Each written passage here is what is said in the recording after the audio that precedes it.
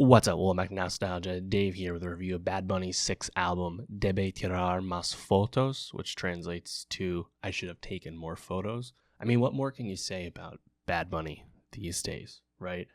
Truly a world-conquering global artist in every sense. Of course, his album Un Verano Sin Ti from 2022 remains the most streamed album on Spotify of all time. And of course, since that album, Bad Bunny followed it up with Nadie Sabe from fall 2023. And I think between those two albums, you have kind of the two lanes, so to speak, of what Bad Bunny's career could be in terms of like his global phenomenon status. Obviously, he's been a big artist for some time. X100 Pre came out back in 2018. He's been at the top for a while. But Un Verano Sin Ti, of course, becoming the global smash and the mainstream breakthrough in the United States as well. That was, the very summery, very light, very bright and fun record, right? And then he follows it up with Nadie Sabe, which is a return to his roots, to his early beginnings, namely with Latin trap. And kind of foregoing the traditional reggaeton that he had really broken through with since those Latin trap days. I personally am actually a fan of the Latin trap side of Bad Bunny. I think that is just so fresh, so fun, and like really no one's doing it better when he's on with that sort of thing. I like that style of Bunny.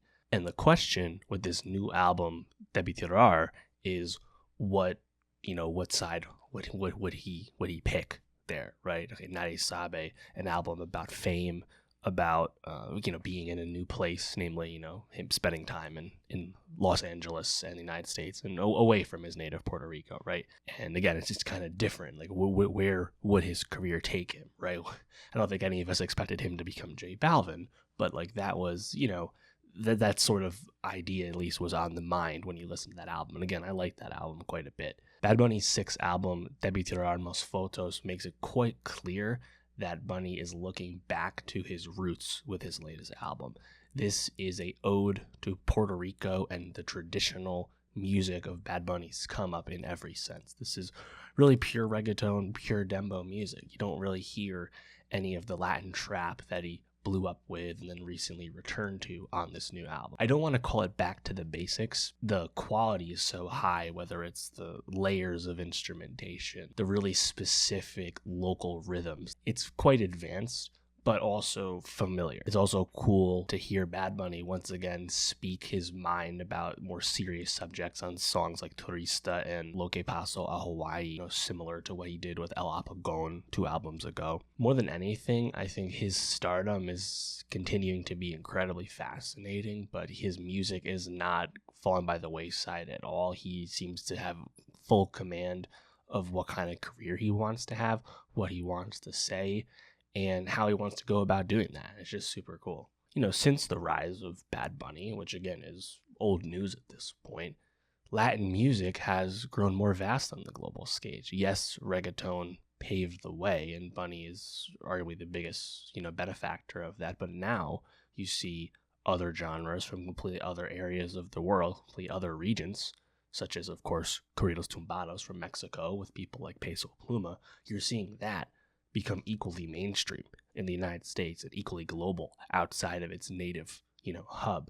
And again, we keep talking about this with Latin music, but it's the textbook example of the globalization of music and the diversification of sound, but also just the internet connecting everyone in the sense that people are more open to hearing music that's not from where they're from, often in a language they don't speak, and the music speaks for itself. And that is just so awesome, as we know. Of course, this is not the first time that Bunny has released an album in this kind of time frame, right? Traditionally, you don't get big albums from mid-December through early January. It's just not a time to release new content like that on the music side of things. But if we remember, X100 Pre actually came out right after Christmas in 2018, and now he's giving us this new album on a Sunday, no less, January 5th. Obviously, this is the biggest album of the year until proven otherwise, and perhaps we'll finally have a chance for Bad Bunny to get a album of the year win at the Grammys. Obviously that's a long ways away, but we hope the recognition of where music is on the global stage could cascade down to what the Grammys honor. Time will tell on that front. In terms of the music, again, like I think for me, like as someone who, well, I'll be the first to admit I can't speak to the detail of the intricacies of why this is specifically Puerto Rican reggaeton and why this album recorded in Puerto Rico, made with only Puerto Rican musicians and people in the studio and things like that. I can't really speak to how that comes across. I also am unfamiliar with all the guests on the album who are all Puerto Rican as well. So like I'm not the best, arbiter of the specific qualities of this album. But to me, I mean, I love when Bunny is really high energy. And I think like that classic reggaeton that he can do just kind of rules. A song like track 1, Nueva Yol, really stands out. Pure reggaeton, but also kind of trap beats under the surface. Sounds really good. Towards the end, you have AOO, which I thought also was really cool. Just really high energy. Track 4, Promofito Nuevo.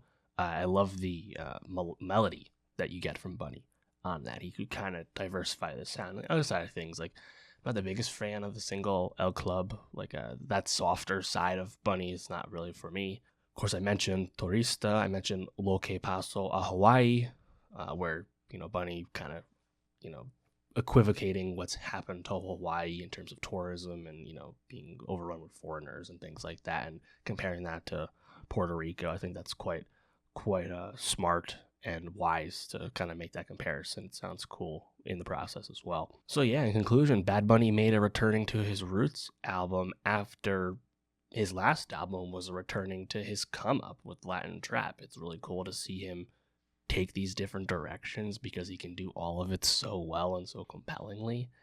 And now I think we're just going to see how big can this album be. Will there be massive tracks on this album? There will certainly be big tracks, we know that, but Un Verano Sin Ti just sets the bar so incredibly high in terms of just monster tracks. Time will tell on that front. But let me know, what did you think of Bad Bunny's latest album? What did you like most about it? What was your favorite song? And for more music reviews, subscribe, and I'll see you next time.